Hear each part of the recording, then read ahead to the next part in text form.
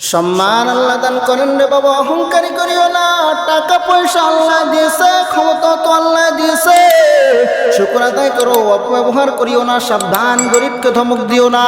গরিবের মধ্যে এমন সম্পদ আছে গো, যেই সম্পদের কারণে আল্লাহ মায়ার নবীর মাধ্যমে সুসংবাদ জানায় দিছে। গরিব ওই সম্পদের কারণে বড় লোকের 500 বছর আগে গরিব জান্নাতের মেহমান হয়ে যাবে। অতএব সাবধান, টাকা পয়সার বড়াই করিও না।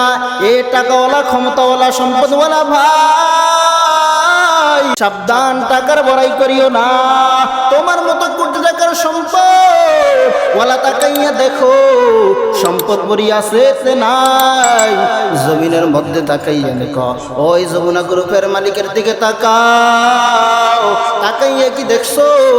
যমুনা গ্রুপের মালিকের কোটি কোটি টাকার সম্পদ করিয়া আছে, যমুনা গ্রুপের মালিক নাই। সম্পদের বড়াই করিও না। আল্লাহর গোলাম হও, আল্লাহর কোরআনের গোলাম হয়ে যাও, আল্লাহর কোরআনের সওয়াব পাইয়া মানুষ হও, আল্লাহর কালামের সওয়াব পাইয়া মানুষ হও রে বাবা। দুনিয়া কিচ্ছু না, কিচ্ছু না। আল্লাহর গোলাম হয়ে কবরে যাও।